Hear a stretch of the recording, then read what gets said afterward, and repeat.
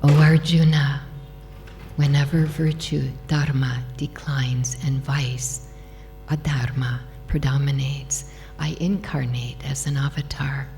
In visible form I appear from age to age to protect the virtuous and to destroy evildoing in order to re-establish righteousness.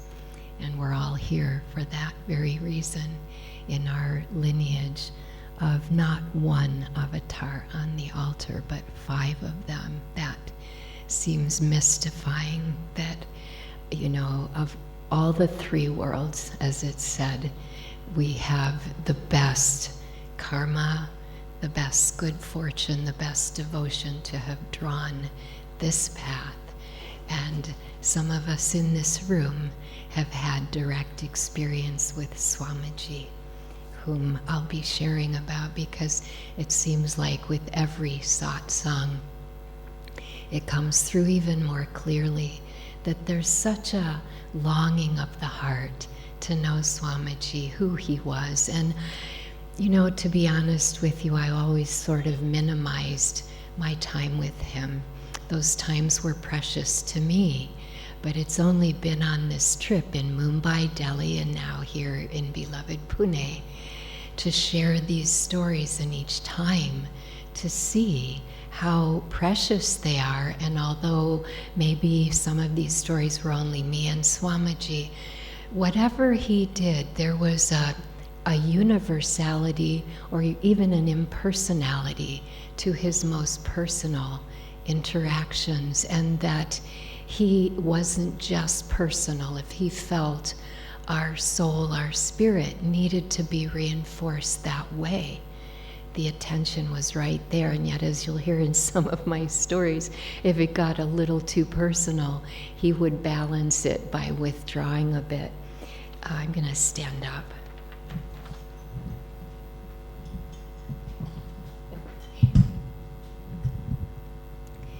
And there are so many things that, being Indians, you wouldn't catch in your country that maybe visitors here would see. For example, in America, or even at Ananda Village, where I've lived for 47 years and gone out to colonies, there's usually a podium there because people have their notes.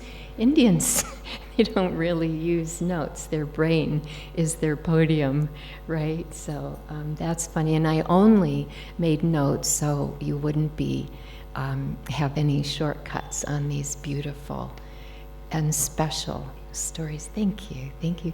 And we'll see some slides first. If I had known, I would be doing this class, it turned out to also be my first in Mumbai, I would have prepared more photos of myself with Swamiji, but we do have about half a dozen. Are you ready, Tushar? Okay, yeah, it's time.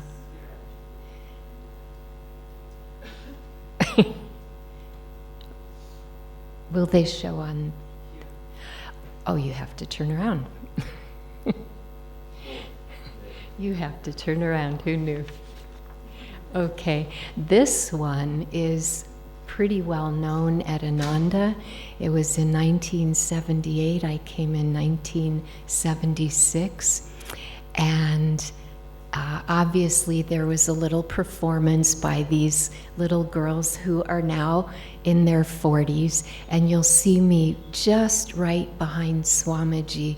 I'm on his left, but I'm on the right of the photo, and there's some other faces, and it's like there was just joy around him. He had that kind of force field, not even aura. It was so powerful to be in Swamiji's presence if you tuned in. If you didn't, it didn't matter. As Master would say, the mice and rats at his headquarters didn't necessarily grow spiritually.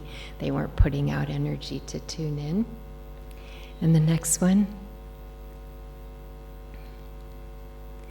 Okay, this was at a book launch in Rome. It might have been about 20 years ago.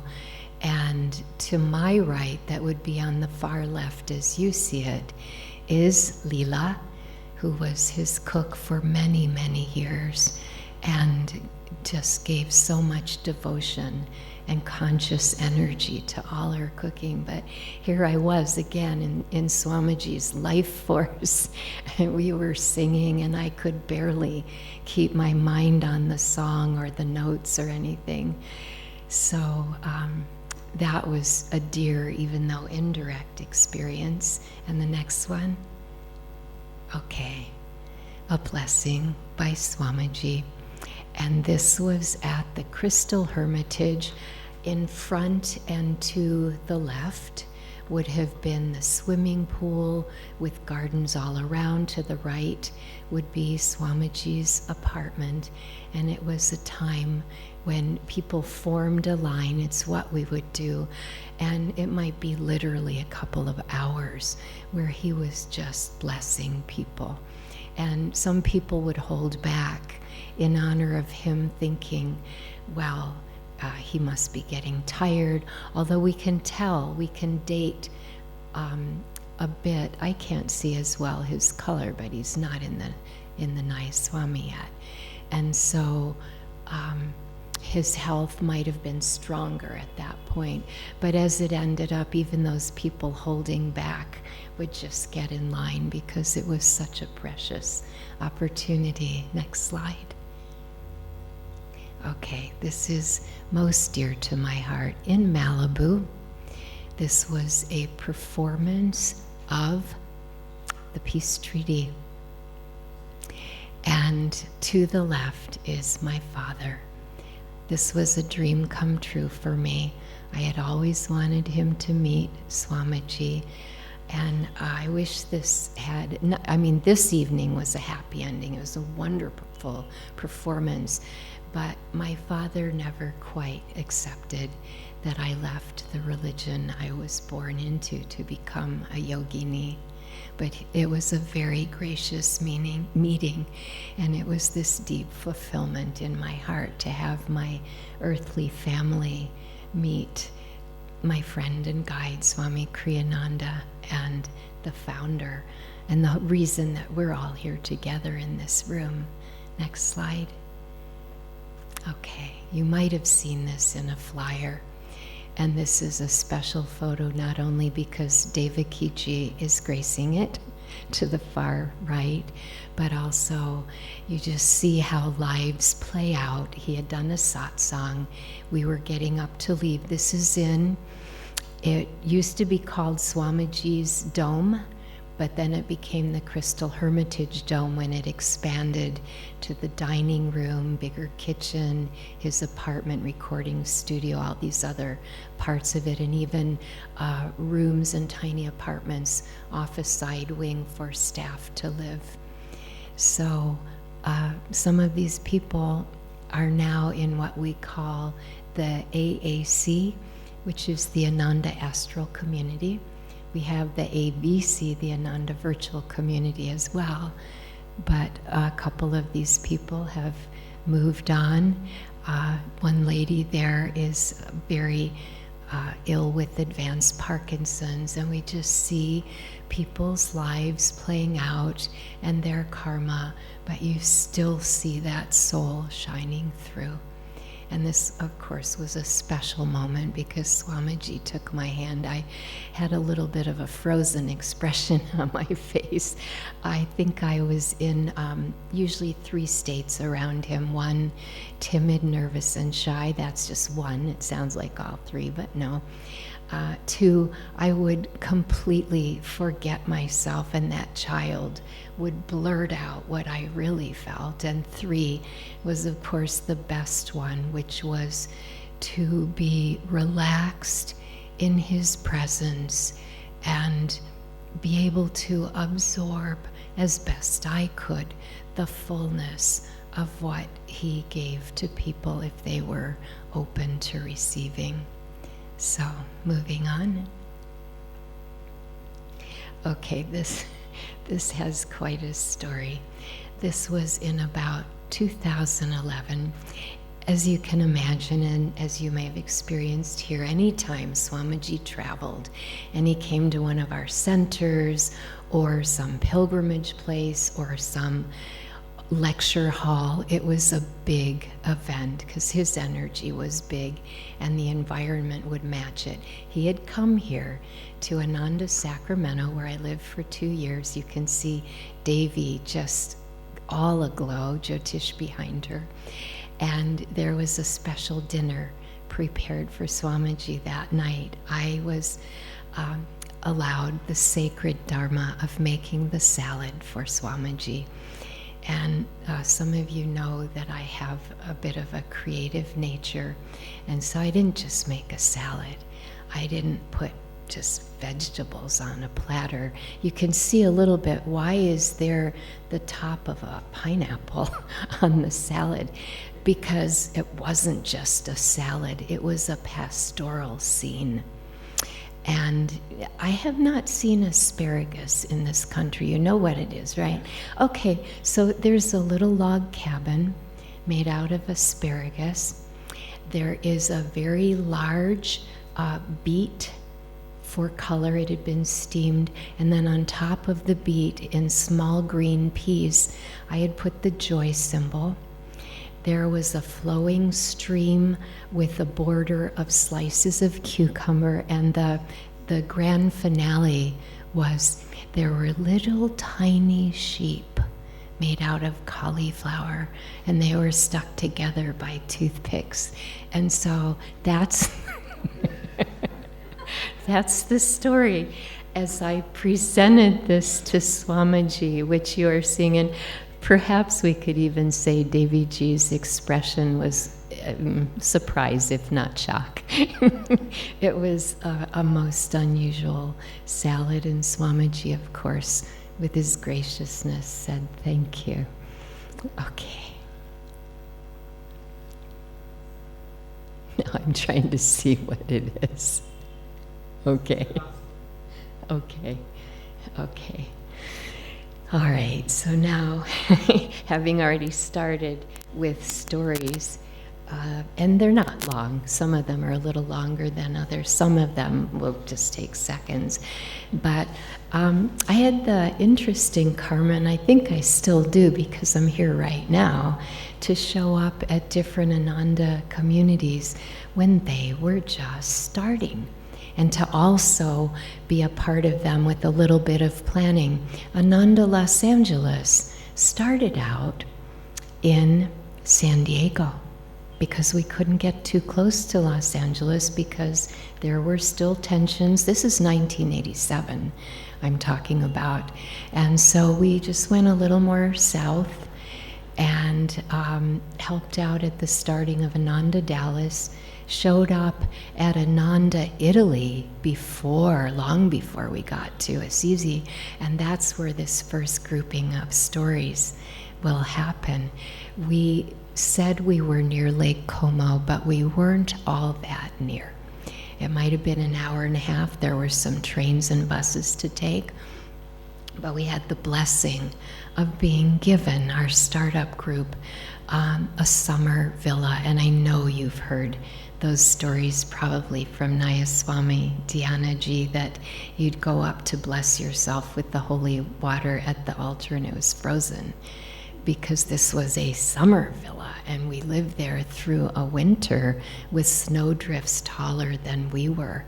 And yes, it really was true that we were freezing, and we had to try to keep warm in a very small sitting room, but with a big fireplace, by burning some of the antique furniture. Luckily not in the house. We didn't just grab, the people's furniture and throw it in the fire. It was clearly ready to, meet its end in incarnations as trees.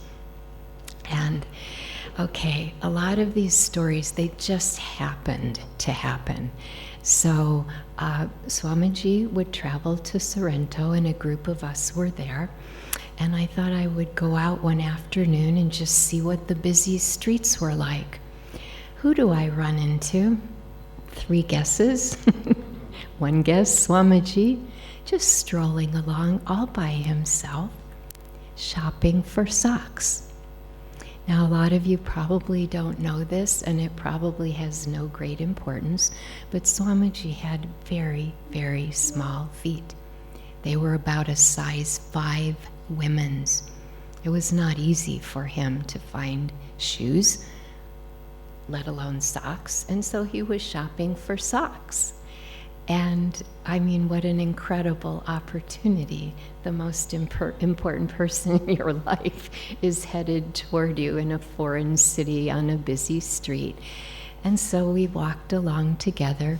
Swamiji had just married Rosanna, and I'm sure we all know this history and whatnot.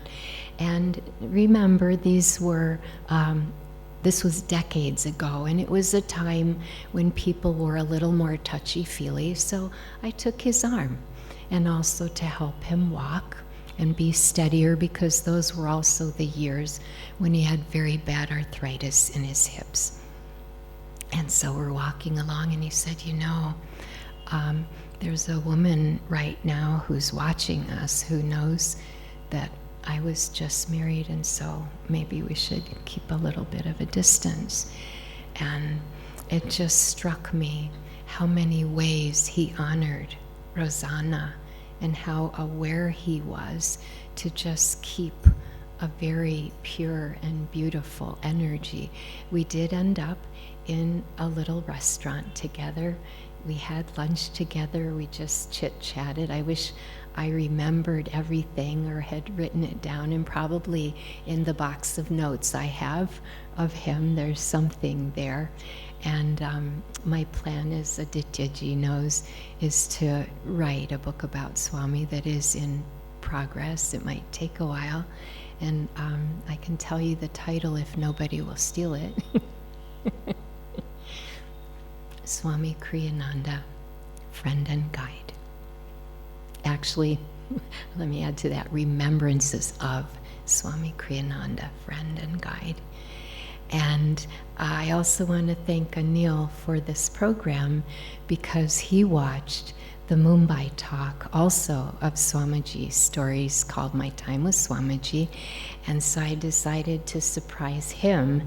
And of course, for you, it won't be a big surprise because it'll be your first time with these stories, but not to just repeat what was already said. So this is basically part 2 that you're hearing, and if you'd like more stories, that's also a beautiful presentation.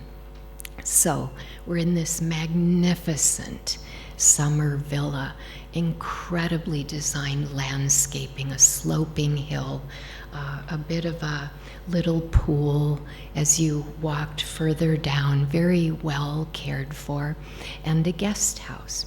And that's where Swamiji would come and stay. So you'd walk in the gates, and there would be these railings for the wisteria when it was in season. And when you walked into the left was Swamiji's guest house. He could have complete privacy and lovely accommodations, because as you know, there was beauty around him.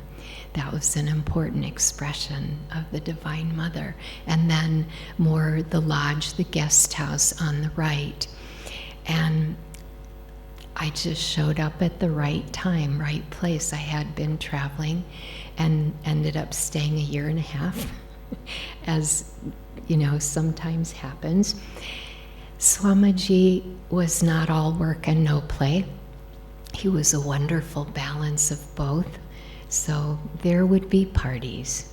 And I, in my own thoughts, didn't feel a part of the inner circle, but also very much felt his love. And by inner circle, those who worked with him, etc., those who cared for him, and secretary and whatnot, all the activities that needed to happen. But there was a party going on. And I had this thought, I wish I'd been invited. And the irony was, I felt this tremendous inner pull to go to the party. And I wasn't bold enough. I was in the timid mode. So I couldn't bring myself to just walk over. But there was an unmistakable pull. You know, you could hear the laughing and a lot of people having a wonderful time. A few days later, I saw Swamiji, and he said to me, I invited you to the party. Why didn't you come? And that pull that I felt was his invitation. He never called me. It was way before cell phones.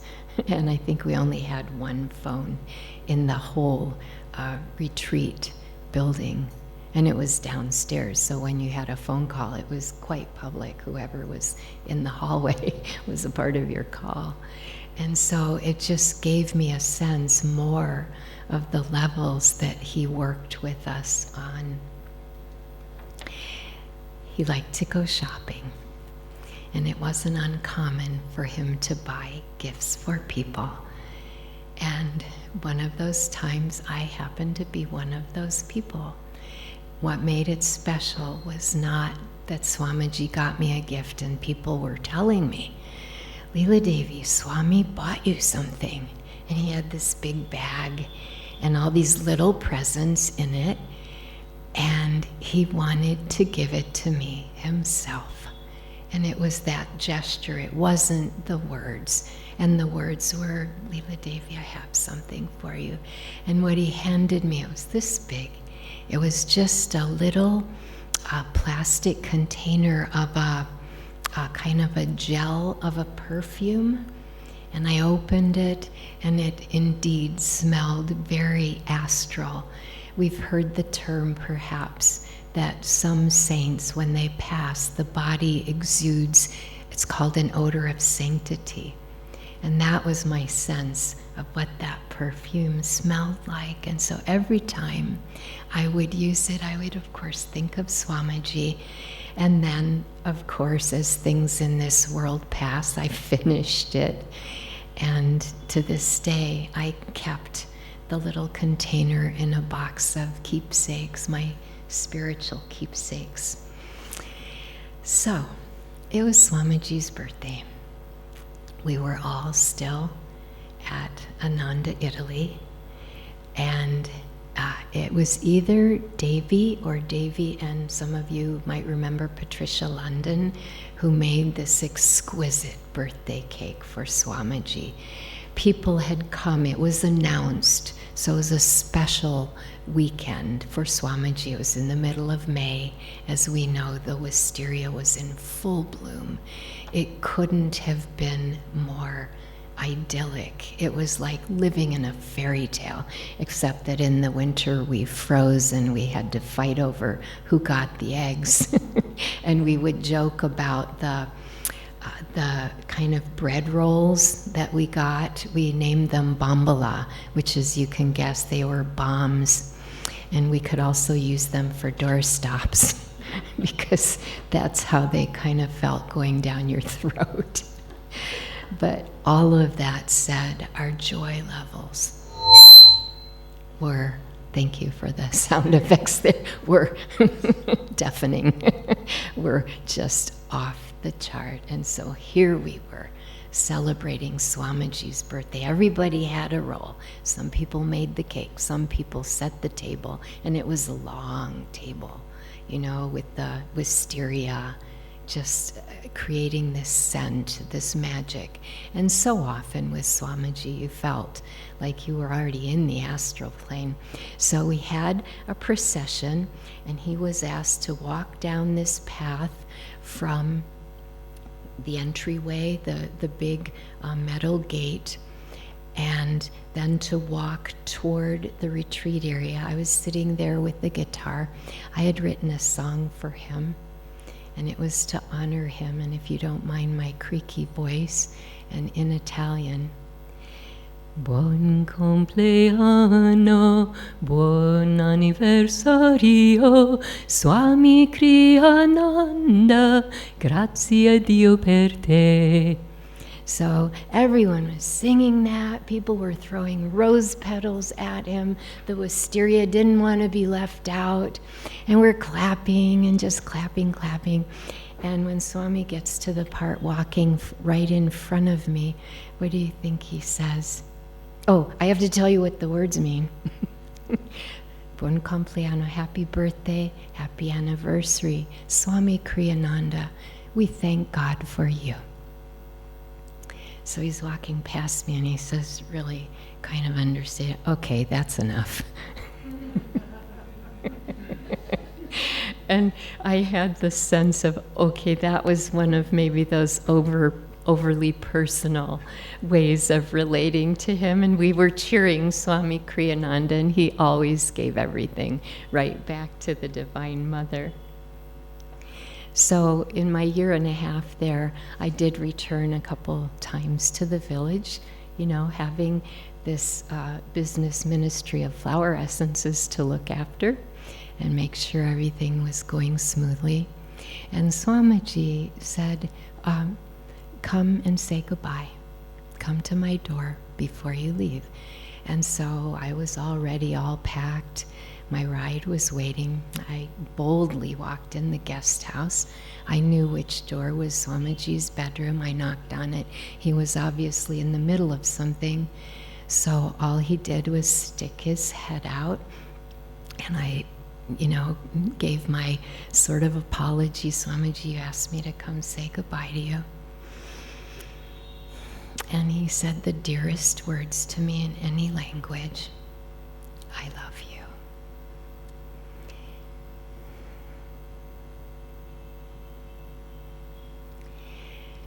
And again, there was that personal quality, but it wasn't any emphasis on I. And in reality, it wasn't any emphasis on you. Just, it's God loving God. It's Divine Mother loving her children. And you are dear to me, not to make it generic. We don't want to water it down, because it was, of course, one of my most sacred memories of, who knows, it might even be hundreds. When I go deeper into writing the book, I'll find more of the stories that I've even handwritten on pieces of paper to have them very fresh. Okay, so here we are at Ananda Village. We're on the steps of the expanding light, and Swamiji is standing there, not alone. This was not just me and Swami, this was me and Swamiji and his mother. Okay, now I'm not the tallest of people, but it's so funny when I see people who are taller than me, somehow they look shorter. And then when I go stand next to them, I don't know if all short people think like this, but when I'm right next to someone, they think, you look so little, and then I go up next to them, and I'm way littler. Okay, so picture this. Swamiji's mother, about 80 years old, I believe, at that time, came up to about here on me. And it wasn't that Swamiji's words were complex or anything. I'd like you to meet my mother. But it was the honoring and the way that he said it. Because as we know, Swamiji had an incredibly expressive voice. It was a conscious voice. He did, I believe, one video, and it was in the video cassette form, the VHS, singing at the chakras. And it was fascinating because you could hear him place his voice in the different chakras. And there they were. You heard the heart singing. You heard the throat with its bit of expansion, but withdrawn quality. And you heard the sixth chakra voice of that wisdom and joy pouring out. And so when Swamiji said, I would like you to meet my mother, to me, it felt like heart, and it was a very precious moment. And not only that, that ties in with the next story. This was some years later, not very many, maybe 3. Again, I just happened to have some moments alone with Swamiji where, right beside his pool at the Crystal Hermitage, I don't know what I was doing there, but I'm sure it was with permission because people are allowed to swim in the pool. And who walks out of his apartment but Swamiji? He's got his swim trunks on. There are a couple of lounge chairs set up, and I'm just sitting in one of them. It's like, okay, now what do I do? Can I talk to him? Does he want to be alone? Am I an intruder? Should I, start some engaging conversation or what? I didn't know. But I just sat there and thought, okay, I would let him take the lead. And he stretched out, and out of nowhere, he said to me, I miss my mother. I was almost forced into silence because I was overwhelmed by what he had just said. And it felt like such a private moment. And it didn't even feel like he said it to me. He just needed to say it. I miss my mother. And we try so hard sometimes to be yogis and, I'm not going to feel grief, because we know, as Yukteswarji says, it's one of the 8 meannesses of the heart to feel grief. But we also have the story of Master at a very young age losing his mother and grieving and crying inconsolably for 2 years. So we have that whole spectrum of ways that we can express our grief or rise above it, and it's all okay. Swamiji was being honest, and I just sat with him, and he did not feel to engage in conversation. It was just a thought, a feeling of the heart that got shared out loud. But his words became not only precious to me when I lost my mother, but when I've talked with others who have lost their mother and are in that deep grief. And the last time was a woman who moved away from Ananda and moved back home to care for her mother, who was about to pass and then did pass. And it was very strange. I felt to text her out of the blue. She was on pilgrimage in India. And she said, I just lost my mother. And we had some texts, and I was able to share that sacred moment of what Swamiji said. We'd gone back and forth. She was, without asking, wanting insights. And so I thought, Divine Mother, help me. I said what I knew to say in that situation. And in fact, when I lost a loved one, Swamiji said to me one time so directly, I'm so sorry you lost so-and-so. There was no beating around the bush. It was just straight divine love. And I shared again this story of Swamiji on the lounge chair. Beautiful, beautiful sunny day, so still, such an uplifting environment. Just those simple words. And she said, that helps me so much. So it's sort of like everything Swamiji said and did, it had its power and placement in the moment, but he carries on into the future with the things that he would say to us. I was also gifted as Swamiji went through his mother's things after she passed, and he was giving little trinkets to people, and I was hearing about them, and it was my nature to just feel left out, kind of. And then the message came from his secretary, Liladevi, Swamiji has something for you. It belonged to his mother, and it is one of my treasures. I'm not going to ask you to guess, though you know I like that game. It was about this big, a tiny plastic cosmetic bag, very 60s style, very bright orange and yellow flowers.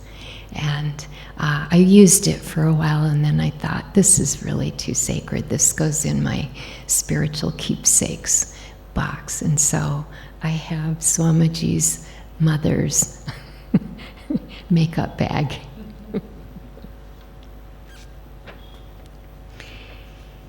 These two stories happened in Dallas, and we're just about at the end. It is 7:30. Do you mind if we go a few minutes? Okay. This was in Dallas in about 1993. Two of our ministers were given the great honor of going out. You see that pioneering, adventurous spirit of so many, if not all of us, and all of us in this room. People, please, because you came later, don't feel left out. So many people have said to me, oh, I'm so jealous you got to be with Swamiji. Well, yes, we can always find something we missed out on. I didn't get to be with Sri Yogananda, and I could grieve the rest of this incarnation for that if I wanted to, or I could do my best to be a channel for his ray, as you all are doing, right? Okay. So Swami comes to Dallas, much fanfare, lots of special meals, lots of lectures, and you see the order I put that in because there was a lot of social time. He recognized the importance of that. And sometimes I was, I don't know, I guess you'd say just free-spirited. And so this one time when I was speaking with him, there must have been some formal event because he was dressed in a suit. And I used a gesture to express myself that I believe I had seen in a Shirley Temple movie. If you know, do the Indians know who that is? She was a child star in America, maybe in the 30s, 40s. So I'm talking to Swami, and I just go like that right in front of him. And what he did when he answered me was he mimicked my gesture. Swamiji, in a suit, goes, I don't remember what he said, but I was stunned. And these are things you meditate on a lot. What did he mean by that?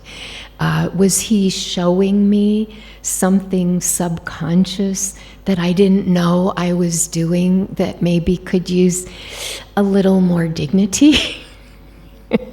Because when he did it, it was very slapstick and very humorous. And who knows, maybe he was just playing, because we had a very playful relationship, and you'll hear about that in part one. So there was a meal.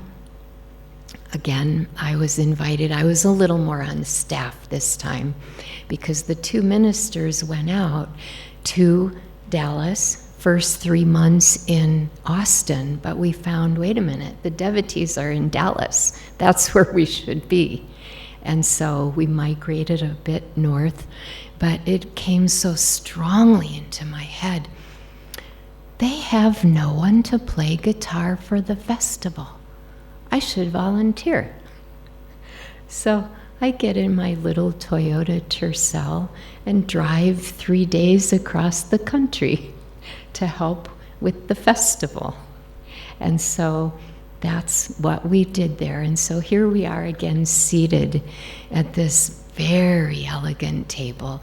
You just always wanted the best for Swamiji because of his appreciation of fineries, not at all in a worldly way. We know that. It even doesn't need to be said, but it was a wonderful meal, and it was an especially wonderful dessert. It was something bar-like. It was layered. It had a cream topping, and Swamiji ate part of his and then pushed his plate toward one of the two other ministers. And she said, oh, no, thanks, I'm full. And then Swamiji, with his fork, pushed his plate over to my left, and I looked at him and in my heart realized the honor that he had just extended to me. and thanked him and took a bite and ate it really, really slowly. And I think that bite, the benefits, the love, the divine joy are even carrying through, who knows, perhaps this whole lifetime, so many ways that Swamiji blessed us. Now we'll go to Ananda, Sacramento, where Swamiji was giving a talk. And of course, when he gave a talk, as mentioned, it was very well promoted, it was very well set up, there were the singers, the temple was overflowing, at least 200 people. After the talk, Swamiji emerged into the fairly large entryway, but was completely swamped and almost buried by the people around him. I had driven from the village. I was having some very deep inner struggles at that time. I was conflicted, not about Ananda, and not about Swamiji, not about Master, none of that. But I was in the middle of a big test, and it was sort of, as we've probably all experienced, it was working me over. Swamiji, in this maze of people who had buried him, looked out at me, and with such love in his eyes said, "I'm so glad you came." He didn't know, except he did, in those few words. But he singled me out to just give Divine Mother's love and say, "I know you're here. I know you drove a long distance, and you'll have to drive that distance back in the dark. And I understand." And I had this feeling so often with Swamiji. Perhaps you've had it if you've conversed with him or connected with him, and certainly communed with him, that he knows me better than I know myself. And that's an extraordinary feeling for someone to look into you and through you.